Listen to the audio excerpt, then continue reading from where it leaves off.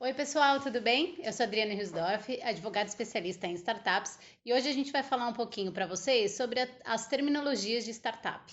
Então, se você é um empreendedor ou mesmo um advogado que queira entender um pouquinho melhor sobre as terminologias, eu vou falar bem resumidamente sobre cada um. Então, vamos lá?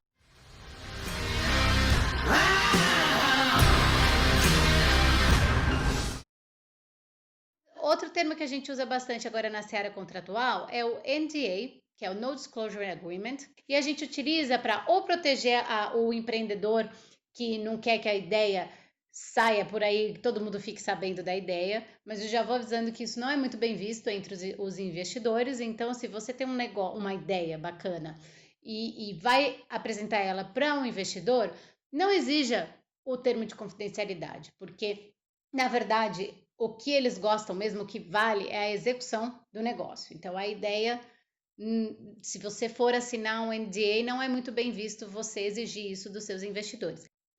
Então, Adriana, para que a gente usa o termo de confidencialidade? Para proteger durante uma negociação de um M&A. Então, uma due diligence, a gente vai fazer um acordo de confidencialidade previamente para a gente poder analisar todas as documentações, a gente vai acabar vendo valores financeiros, coisas que normalmente são sigilosas, então a gente assina esse acordo, esse termo de confidencialidade, para poder fazer negociações de fusão, aquisição, etc.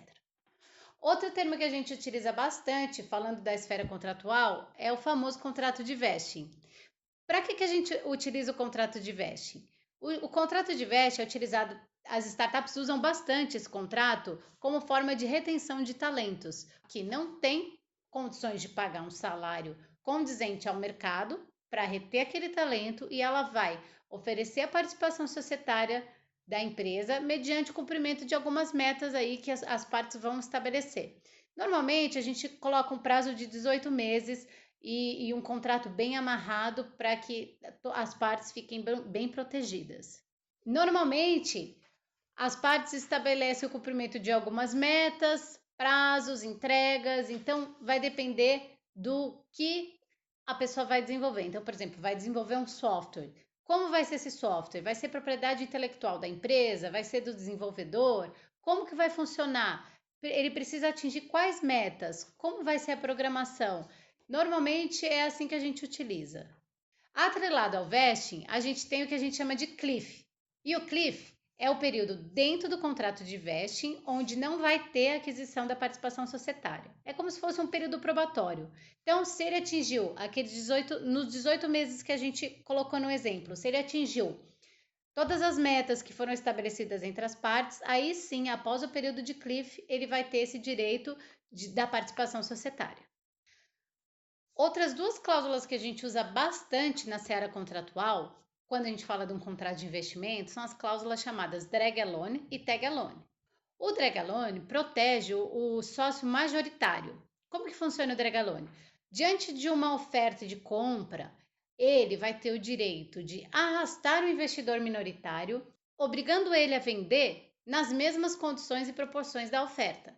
Então, ele vai proporcionar ao investidor majoritário, ao invés dele ter que conversar com o minoritário e ver se ele quer manter essa estrutura ou não, simplesmente dá o direito dele arrastar o minoritário e participar dessa venda nas mesmas condições que ele. Já a cláusula de tag alone, ela protege o sócio minoritário. Por quê? Passa a ser direito dele se taguear ao sócio majoritário. Então, por exemplo, ele recebeu uma condição de venda na empresa e ele tem esse direito de se associar ao majoritário, porque ele pode querer não ficar na empresa com um novo controlador, um novo dono, pessoas novas. Então, ele tem esse direito de associar com o majoritário e fazer com que a venda aconteça nas mesmas condições e proporções. Vale dizer que é importante colocar um valor, estabelecer um valor mínimo para a venda. Então, por exemplo, valuation, para que não tenha má fé na compra e venda da sociedade.